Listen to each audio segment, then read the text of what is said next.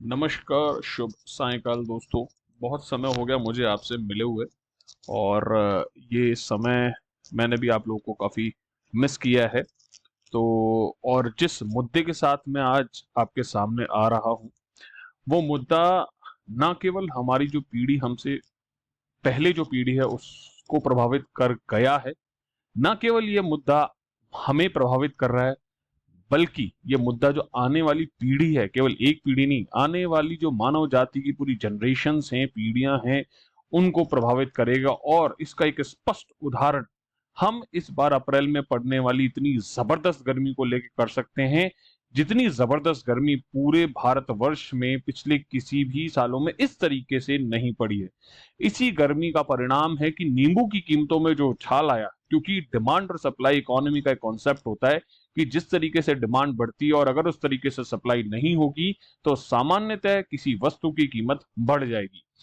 ऐसे ही अगर हम देखें तो चक्रवातों की बढ़ती संख्या, या फिर हम बात करें कि बरसात जो होने वाली है वो पहले होती थी 100 दिन, तो वो हो गई है 40 दिन। 100 दिन में जितनी बरसात होती थी वो होने लगी अब 40 दिन में, और उस 40 दिन में इतनी ज्यादा बरसात होती है कि बाढ़ जैसी विभीषिकाओं ने बहुत सारे लोग मरते हैं। तो ये घूम फिर के सारी जो समस्याएं हैं वो आती हैं आपकी ग्लोबल वार्मिंग यानी वैश्विक तापन के विषय पे। चलिए, मेरा नाम है ऋषि सुधांशु पांडे, प्राउड इंडियन और बाकी सब चीजें आपकी समस्याओं को सॉल्व करने के लिए, दूर करने के लिए।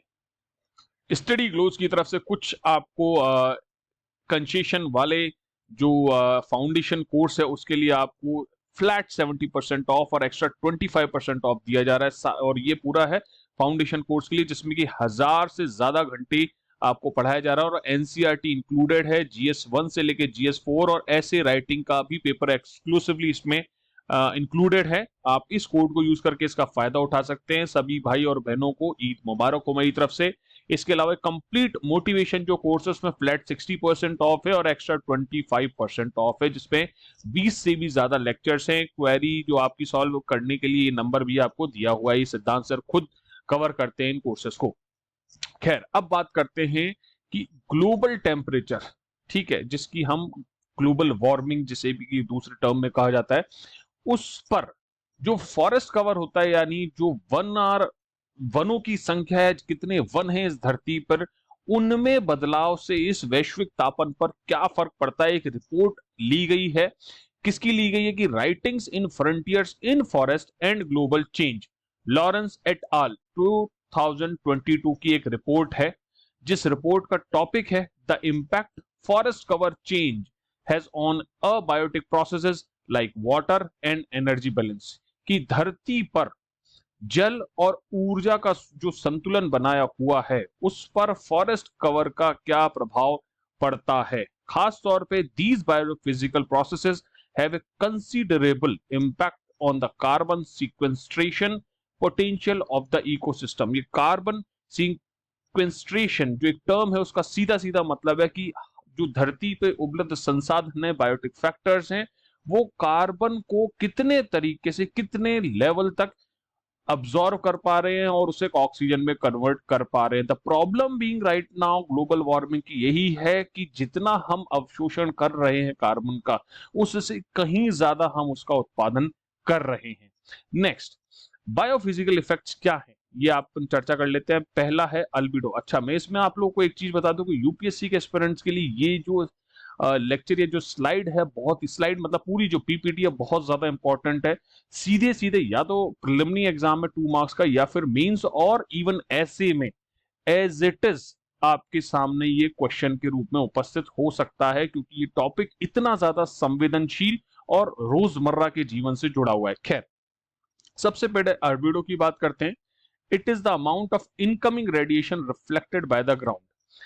एक रेडिएशन जो सूर्य या किसी भी ऊर्जा स्रोत से जो धरती पर आता है उसे कितना रिफ्लेक्ट कर दिया जाता है ग्राउंड द्वारा, उसको कहते हैं अल्बिडो। नेक्स्ट टर्म है इवेपो ट्रांसपिरेशन, ईटी। इवेपो ट्रांसपिरेशन जो है वो दो शब्दों से मिलकर बना है, जो है इवेपोरेशन एंड ट्रांसफॉर्मेशन। अब evaporation of water from land and the evaporation of water vapour from plant stomata, ये जो दो गतिविधियां हैं वो मिलके कहलाती हैं ET. Canopy roughness, essentially a metric to measure the irregularities of the canopy surface. A high canopy roughness encourages vertical mixing and draws heat and water vapor from the surface. सीधी सी बात है कि जितनी ज्यादा कैनोपी का मतलब होता है कि पेड़, आपने देखा होगा बहुत सारे घने जंगल होते हैं जिनमें सूरज की रोशनी बहुत ढंग से नहीं जा पाती है, जिन्हें कहा जाता है ना घने जंगल, जहां सूरज की रोशनी नीचे नहीं जा पाती। वो जो पेड़ों की ऊपर वाली जो पत्तियां होती है उसे कहा जाता है कैनोपी यानी छत। छत जितनी ज्यादा रफ होगी उतनी ही ज्यादा वाटर वेपर और जो ड्रॉ हीट है उसका एक रिलेशन क्रिएट होगा सरफेस से। नेक्स्ट अब हम बात करते हैं द ट्रॉपिक्स। ट्रॉपिक्स का मतलब आप समझ ही गए होंगे, inevitably receive more sunlight and moisture. उनके ऊपर सूर्य तब भी अधिक पहुंचता है, सूरज की जो लाइट है वो भी अधिक पहुंचती है, और जो मॉइस्चर यानी नमी है वो भी सामान्यतः अधिक ही होती है। Which gives more energy to drive ET, जिसे कि अब अपन ने इवेपो ट्रांसपिरेशन पढ़ा ही है, and cool the air near the surface. जितना इवेपोट्रांसपिरेशन होगा उतना ही ज्यादा जो सरफेस है वो ठंडा होगा, क्योंकि इवेपोरेशन यानी वाष्पोत्सर्जन से जल आसपास के वातावरण को ठंडा करता है। जब जब हम हायर लैटिट्यूड पे जाते हैं, जैसे मान लीजिए 40 डिग्री नॉर्थ या 40 डिग्री साउथ से और ऊपर जाते हैं, 60 डिग्री जाते हैं, 70 डिग्री जाते हैं, वहां पे जो अल्बिडो है, the most prominent biophysical driver as vegetation is patchy and sunlight is seasonal. वहां जो सूरज की रोशनी है कम कम आती है। सीजन यानी जो अलग अलग मंथ्स हैं, जैसे हमारे यहाँ बरसात का सीजन है या फिर शिशिर है, अलग अलग सीजन के अकॉर्डिंग होती है। और जो वेजिटेशन है वो उतना घना नहीं होता जितना विश्वसनीय क्षेत्रों में होता है। वहां जो पेड़, जैसी ये इमेज आप देख सकते हैं यहाँ इस तरीके का है, यहाँ पे पेड़, अगर आपको पेड़ बिल्कुल पेड़ दिखाई नहीं देंगे तो इसे कहा जाता है पैची वेजिटेशन। नेक्स्ट हम बात करते हैं another physiochemical phenomena is the release of volatile organic compounds. इस पे यूपीएससी सीधे सीधे 2 नंबर का क्वेश्चन प्री में पूछने की पूरी इच्छा और संभावना दोनों ही रखती है। फॉरेस्ट द्वारा इन्हें भी रिलीज किया जाता है, छोड़ा जाता है। ये जो वीओसीज होते हैं, वॉलेटाइल ऑर्गेनिक कंपाउंड्स, इनका रिएक्शन जब ये ऑक्सीजन से करती है जो कि वातावरण में उपलब्ध होती है, तो एक द्वितीयक स्तर के ऑर्गेनिक एरोसोल्स का निर्माण होता है, जो न केवल बहुत ही हाईली रिफ्लेक्टिव हैं, जिनसे परावर्तन होता है, उस परावर्तन के कारण ही ये कूलिंग का इफेक्ट क्रिएट करते हैं, बल्कि इससे साथ साथ ये क्लाउड्स का निर्माण भी करते हैं। और वो क्लाउड्स क्या करते हैं, वो क्लाउड्स अल्बिडो बढ़ाते हैं, यानी कि जो सूर्य तप है, सोलर एनर्जी है, उसको रिफ्लेक्ट कर देते हैं और जो पृथ्वी का वातावरण है उसे ठंडा रखते हैं, कूल रखते हैं। तो आप ये समझिए कि ये इतने सारे काम है जो ये सब कर रहे हैं। अब ये स्टडी किस तरीके से करी गई है मैं आपको बता देता हूं।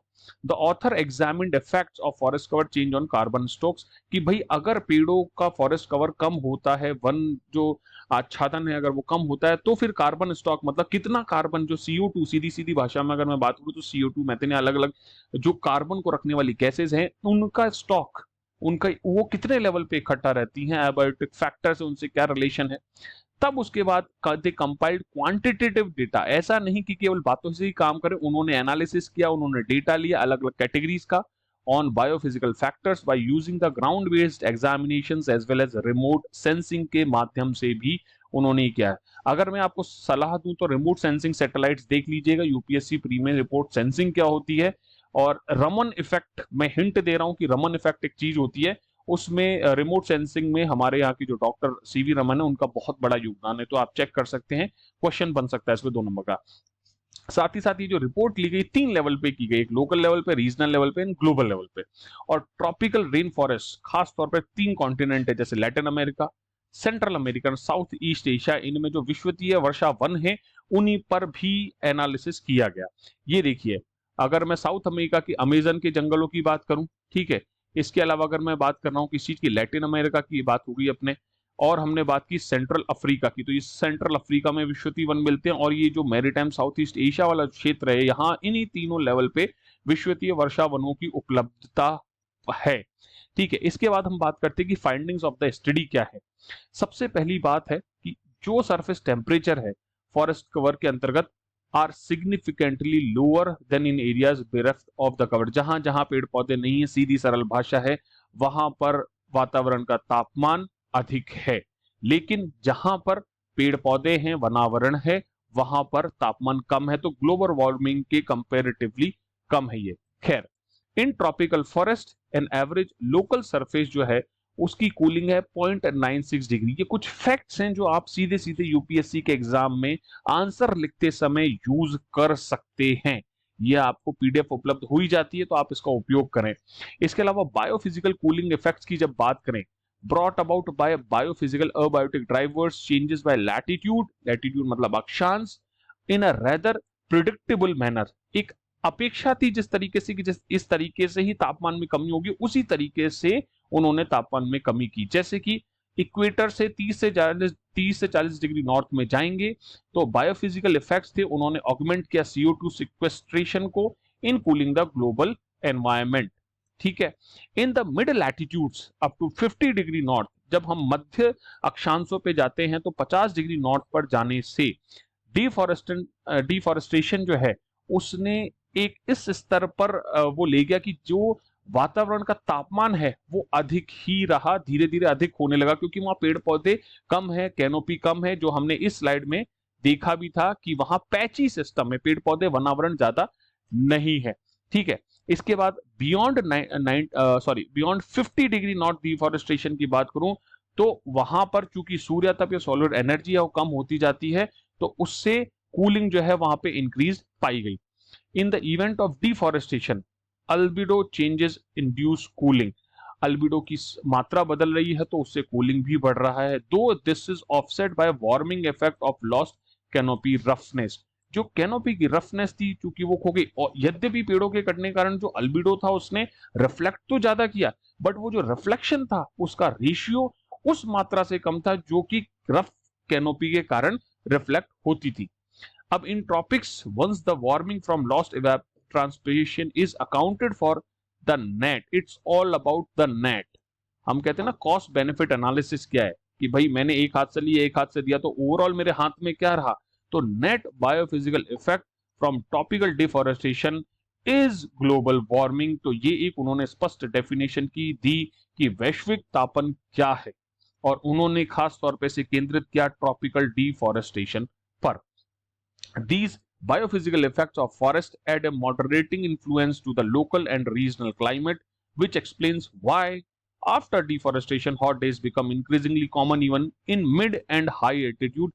क्यों ये डिफॉरेस्टेशन के बावजूद भी हॉट डे यानी गर्म दिन कॉमन होते जा रहे हैं, बढ़ते ही जा रहे हैं। हिस्टोरिकल डिफॉरेस्टेशन, जो ऐतिहासिक रूप से हमने वनाच्छादन को खत्म किया, समाप्त किया, उसने साफ साफ रूप से ये हमें बताया है कि 1/3 of the present day increase in the intensity of the hottest days of the year at a given location। ये इस आर्टिकल का कहना है कि उसी के कारण हमारे यहाँ जो तापमान है बहुत तेजी से बढ़ता गया है। अगर हम भारत की बात करें तो भारत में गेन एंड लॉस अगर फॉरेस्ट कवर देखा जाए 2019 के बाद से, तो कुछ राज्य हैं जिन्होंने गेन किया है कि इन राज्यों में जो फॉरेस्ट कवर है वो बढ़ा है, और कुछ राज्य ऐसे भी हैं जहां पे वनावरण में कमी, और खास तौर पे वो राज्य हैं उत्तरी पूर्वी। तो ये एक बहुत ही इंटरेस्टिंग फैक्ट उभर के आता है कि उत्तरी पूर्वी राज्य जहां पर वनावरण औसत रूप से ज्यादा था वहां वनावरण कम हो रहा है। तो ये एक विचारणीय बिंदु है जो भारत को और भारत सरकार को और आम नागरिकों को सोचना होगा। According to FAO food and agriculture organization, 2 number का क्वेश्चन यूपीएससी में इस पे भी पूछा जाता है, तो प्लीज इसको तैयार कीजिएगा। Tropical forest which have one of the fastest carbon sequestration rates per unit land area face the greatest deforestation pressure. जहां मैंने विश्वतीय वनों के क्षेत्र की बात की, वहां उन वनों पर ही सबसे ज्यादा प्रेशर है। अमेजन की आग जो आपने पिछले साल सुनी होगी, बहुत ज्यादा बड़ी आग लगी थी जिससे कि फॉरेस्ट लेवल पर बहुत ज्यादा कुछ जल गया था, और वो ही कारण है कि उनके ऊपर वनाच्छादन जो है उनके समाप्ति की तरफ बढ़ते जा रहे हैं और उनके ऊपर प्रेशर भी, और ये अल्टीमेटली ग्लोबल वार्मिंग में कन्वर्ट हो जाएगा। अगर मैं ट्रॉपिकल फॉरेस्ट बात करूं तो वो लगभग 1/4 जो टेरेस्ट्रियल कार्बन है उसको सीक्वेस्ट करते हैं, मतलब उसको उपभोग करके उसे कन्वर्ट कर देते हैं ऑक्सीजन में हमारी धरती पर। साथ ही साथ can also cool the earth by as much as 1 degree Celsius. तो हमें 2 डिग्री जो पेरिस क्लाइमेट का टारगेट था और जिसे हम 1.5 डिग्री सेल्सियस रखना चाहते हैं, उसको पाने के लिए कहीं ना कहीं जो विश्वतीय वर्षावन है इन पर ध्यान देना होगा, और हमें इनको एनहेंस करना होगा, इन्हें हेल्प करना होगा, क्योंकि अल्टीमेटली ये भी हमारी हेल्प करेंगे ही। The study further adds that restoring forest in the 0 to 10 degree north region would deliver 25% more global cooling than expected based on CO2 sequestration alone. तो हमें इन्हीं वर्षावनों पे बहुत ज्यादा ध्यान देना होगा, जो मैंने पिछली स्लाइड में बात कही। अगर हम इनको ढंग से इनका फॉरेस्टेशन बढ़ा पाते हैं, या फिर एटलीस्ट केवल रिस्टोर कर देते हैं पिछले 50 या 100 सालों में जो हमने इनका हनन किया है, तो ये कहीं ना कहीं जो ग्लोबल कूलिंग है उसको बहुत 25% तक बढ़ा देंगे, और जो हमारा 2 डिग्री सेल्सियस का टारगेट है वो भी कंप्लीट अचीव कर सकते हैं हम लोग। वे फॉरवर्ड क्या है? Considering both biophysical and biochemical effects of forest in tandem can give us more wholesome picture of the potential of forest in offsetting warming and thereby help governments in devising better conservation and climate strategies. Ultimately हमारा focus in forest covers को handle करना है, क्योंकि इन्हीं का biophysical और biochemical effect है वो कहीं ना कहीं ग्लोबल वार्मिंग को बहुत ज्यादा तेजी से बढ़ा देगा। मैं आप सब लोगों से आशा करता हूं कि हम लोग अपने अपने स्तर पर पर्यावरण की सुरक्षा और वैश्विक तापन को सुधारने में कहीं ना कोई योगदान देंगे। इसी के साथ दोस्तों, जय हिंद, जय भारत।